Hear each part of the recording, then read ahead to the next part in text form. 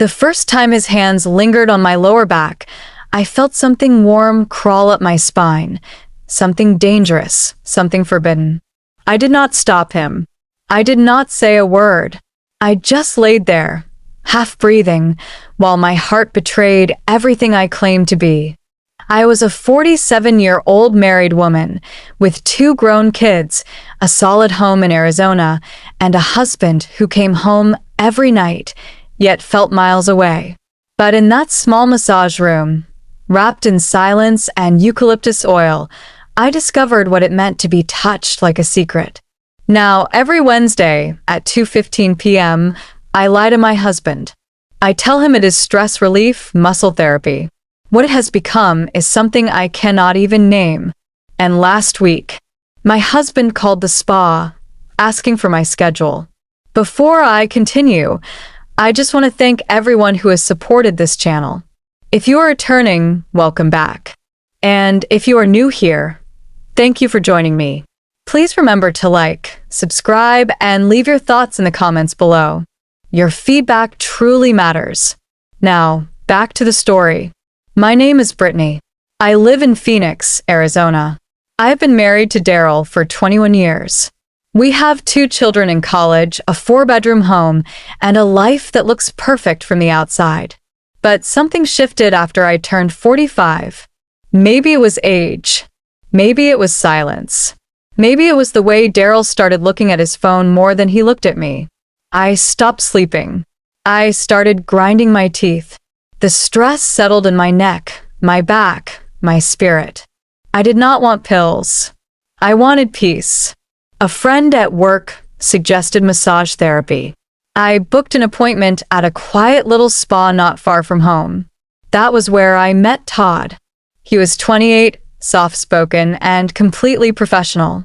He asked about pressure, tension points, and allergies. I liked that he listened. He never overstepped. For the first few sessions, everything felt clinical, safe.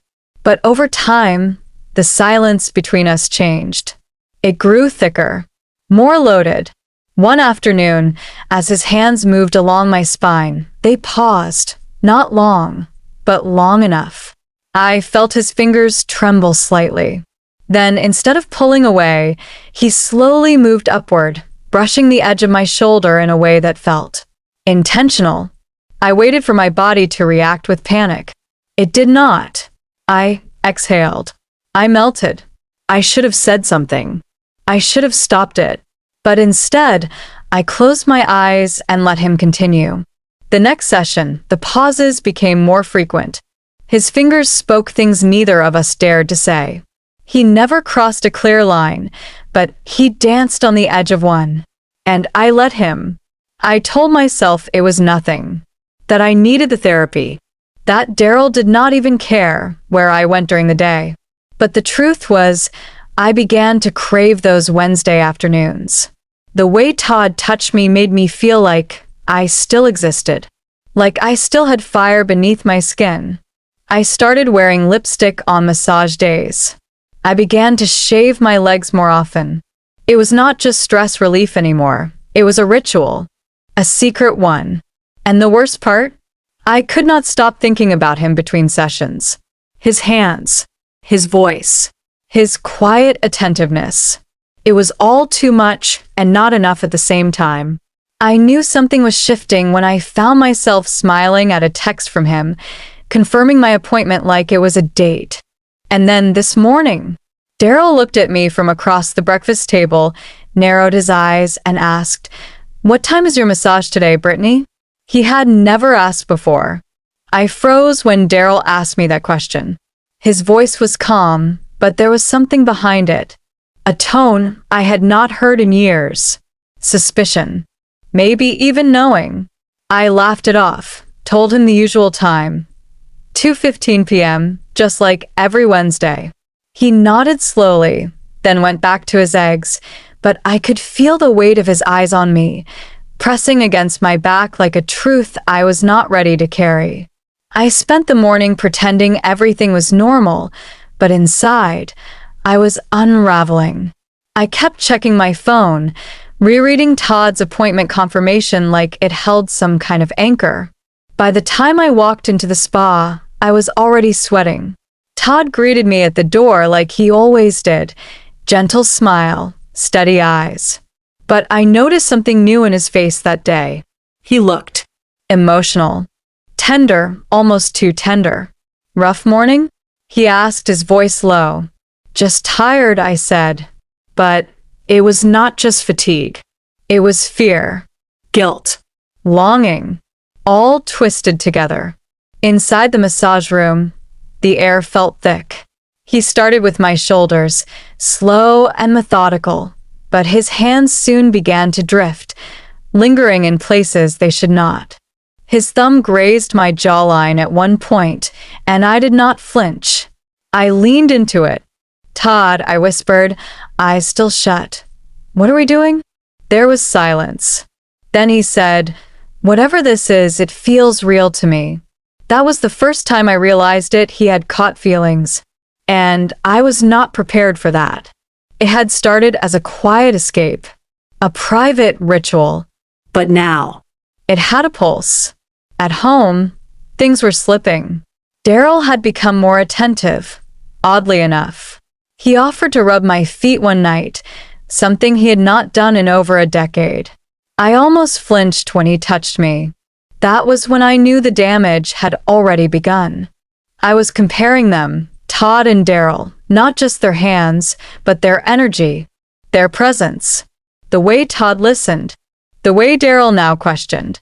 Todd started texting me more. Not just appointment times, but questions about my favorite music, what I liked to eat, even how I slept. He wanted to know me, not just my body. That should have made it more beautiful, but it made it more dangerous. I tried to pull back. I skipped a session, told Todd I had errands. He texted twice that day, miss seeing you.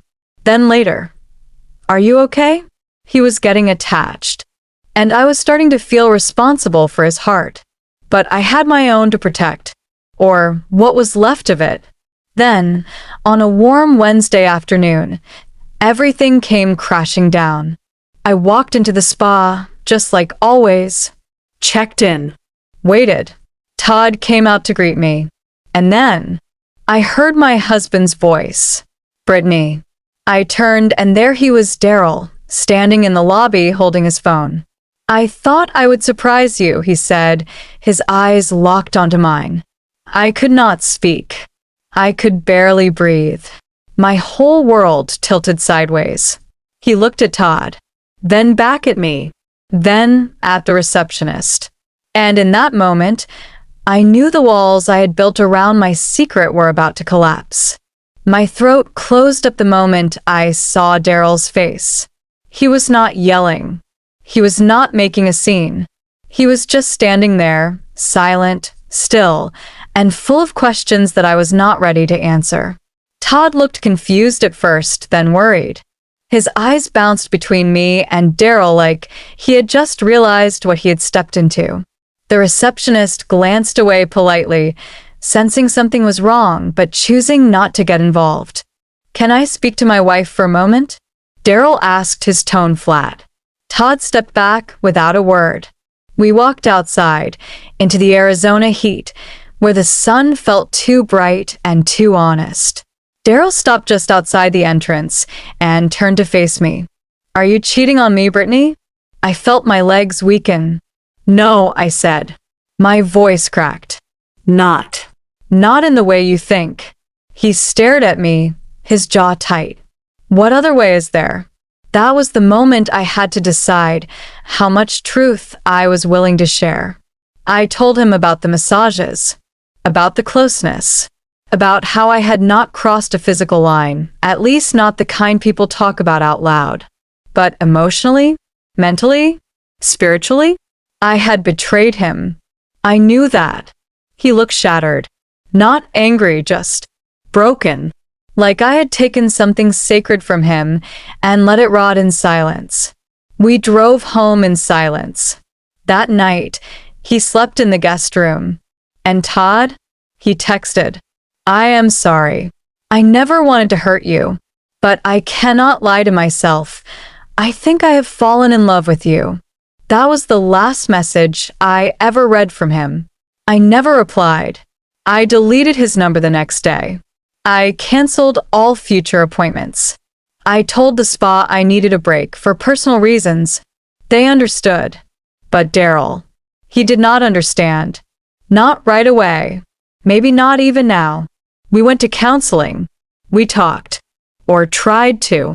Some days, we just sat in silence, hoping that silence could somehow fix what words had broken. And me? I spent months wondering how it happened. How one innocent decision, booking a massage for stress, turned into a tunnel of secrets, of unmet needs, of emotional chaos.